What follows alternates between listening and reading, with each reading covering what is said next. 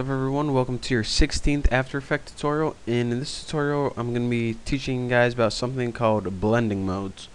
Now what a blending mode does is pretty much take whatever scene that you're working on and it blends it with any of the layers under it. So it might be kind of hard to understand, so I'm just going to show you guys what I'm talking about.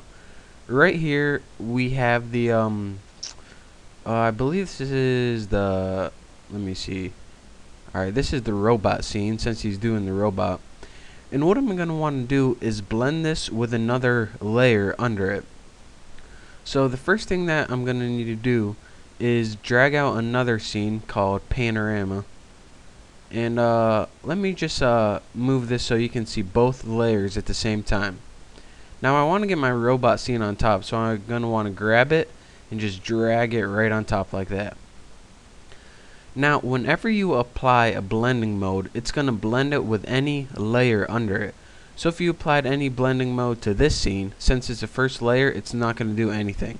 You need to have layers under it for it to work. So go ahead and select your scene that's on top. And to see all the blending modes, you can do this a couple of ways. The first thing you can do is press F4 on your keyboard, and as you see, as you press F4, this little mode bar toggles on and off. You can also right click and press columns and modes. This will also bring it up without getting rid of anything else. So now that we have our modes, and remember you want to work with the topmost layer, anything you apply to the bottommost won't show up at all.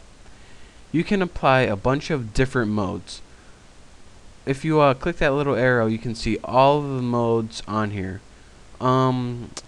Instead of just going through these all of these effects, I'm just gonna show you guys what a couple of them do. Actually the best way is just to test them all out for yourself, and as you can see I chose the multiply mode for this one, and what this does is kind of blends these two layers together, and each of these different modes brings out different effects.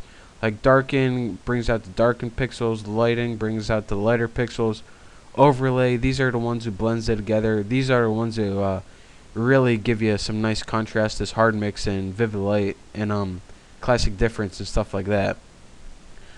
So as you can see, whenever we apply a blending mode, the portion of the layer that's over the top layer blends with the bottom layers, and it gives you a really cool effect. Let me show you guys. This is classic. I'll show you guys color.